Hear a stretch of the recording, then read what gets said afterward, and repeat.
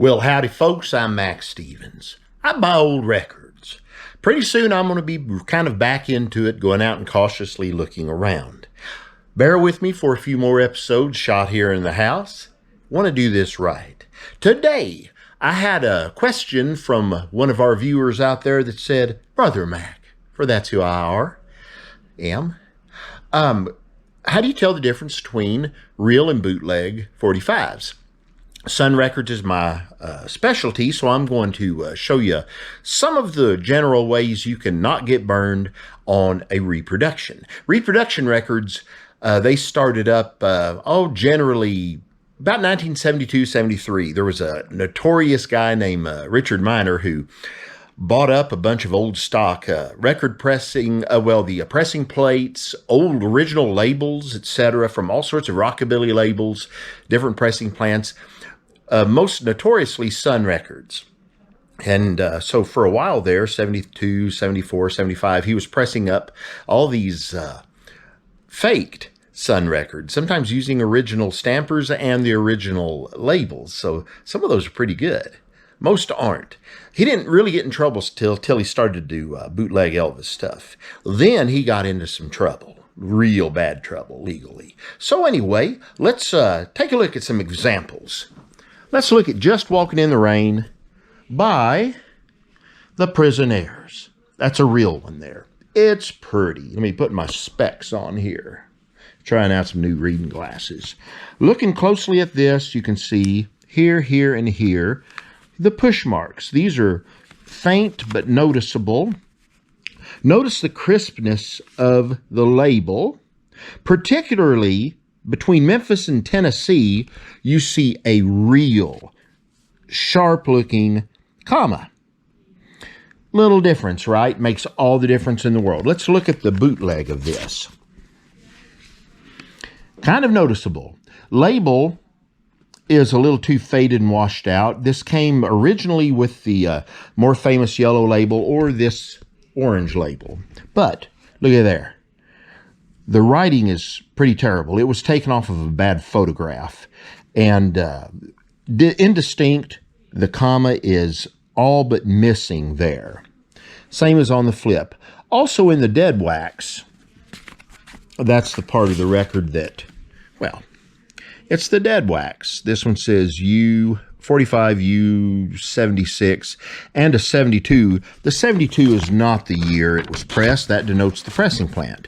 I've bought original Sun Records who some people said, oh yes, they were pressed in 72. It says 72. Well, no, they weren't. Because this one says, actually, 45, U75. And no 72 on that. Some of these bootlegs will say the issue date as well. So that's kind of interesting. And also the wax, there's the wrong number of lead-in grooves. The original has at least 2 or 3. The original only seems to have 1, and it won't. The wax just doesn't look right. It looks modern because, well, it is modern. Look at another Prisoners, the original. I know, number 191. Neat record. This one here has the push marks there, very distinctly. There, and there's should be a third one there. It's very faint. Same on this side, 1, 2, 3. They stick out like a sore thumb. You've still kind of got this elliptical run out going that Sun was doing for a while. And this is a nice, real pressing of it. And here's the fake. Again, with the faded out color. They really did do well, though, with the print up here. Down here, that comma is almost gone. And this one even has the 72 for the pressing plant. And some people have been fooled by this particular one. Not me, but some people. Put it back in its ratty little sleeve. Here's the one I really, really like to show for a difference. One of the rarest Suns in existence. Big Memphis Ma Rainey with Onzi horn combo. Call me peaches, call me your cream, and baby no. Call me anything but call me. 653 there denotes probably when the disc jockey got this record. And this one's got the elliptical runoff groove that goes way out there. It's got the push marks, doom, doom, doom, right there. On both sides, very distinct. And notice how big the writing is. That's important. Let me put it back in its eternal prison of a sleeve. Here's the fake. Come on. If you're going to do these things, do them right. Obviously, when they did this fake, they didn't do it from the 45. They did it from a 78 because the writing on the 78 was notoriously smaller, and on the 45, the writer's credits of Dub Rover Addington are over to the side, which is not typical for Sons, but they were just starting out. Here you can tell they're right underneath. There is no comma between Memphis and Tennessee. Same for the flip side. Keisker and Addington one side. Mitt Addington was, I believe, a lawyer there in town. He did a lot of stuff for Sun, and he was a budding songwriter. Marion Keisker helped him write the lyrics out, so she got part of it.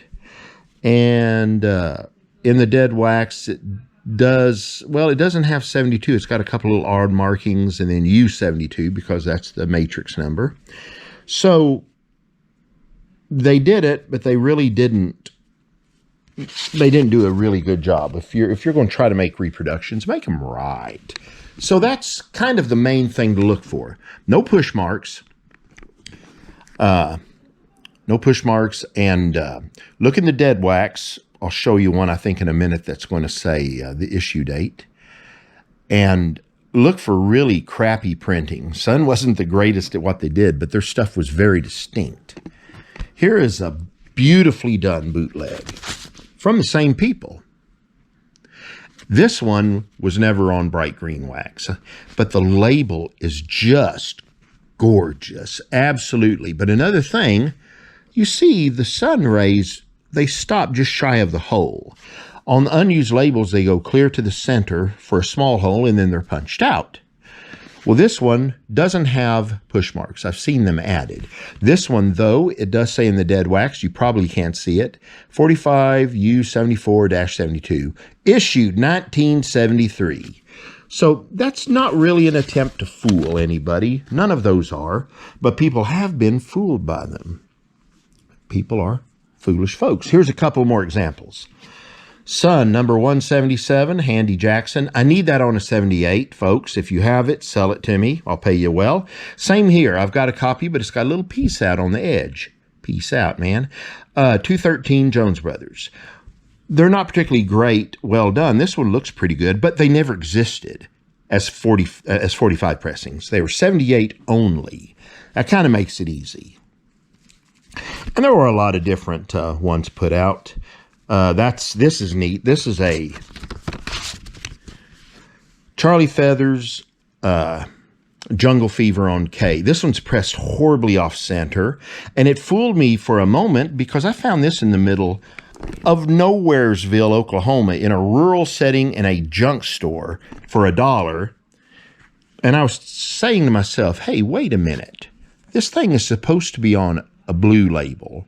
So at some point, somebody had done the black label boot that I've seen elsewhere, pressed it badly off center, and then it ended up somehow in a junk store in Podunk, Oklahoma. That narrows it down because Oklahoma's full of podunks. There's a lot of good boots out there. This one's particularly nicely done by Mr. Miner as well. J.O.B., Eddie Boyd, Save Her Doctor, or Save Her Doctor. I'm not sure which one he's after there. That's really done well. And this one has fooled people before. And in fact, my wife got a whole lot of bootleg records from somebody one time, boxes of them. While we're going through them, I pull out about half a dozen original records. Nothing real high dollar, but it's nice to find records like that you're not expecting. Okay. Peepin' Eyes by Charlie Feathers. This one is one I picked up because it's really funny. Somebody at some point had tried to put the push marks on, but they're not exactly apart, and they're not even on the flip side. And if you'll notice, it'll say here, the matrix number. This one, though, just says Sun 503, Flip 503. They're not even trying. But they had put issued 1972 or 3, and somebody has scratched that out. Issued 75. So somebody was attempting a little fraud because this one's gorgeous. The labels are just near perfect. That's really a good job. But not good enough. Here's a few other Suns. Again, these are a couple of recent ones, but the wax isn't right. It's bendable, no push marks.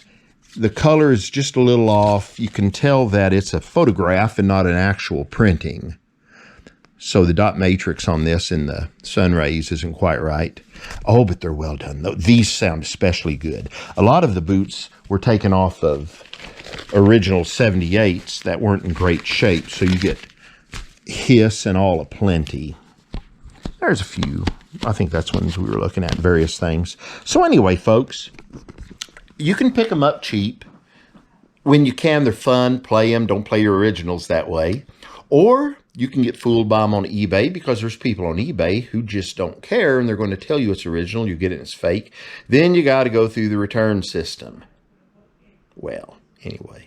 Glad you came by to see me. Stay out of trouble. Don't take any wooden nickels, and don't take any bootleg records that you don't want to take as bootlegs. Don't pay real prices. If you have any questions, write to me. I'll be glad to answer them. I'll give you my best guesstimate on whether it's real or not.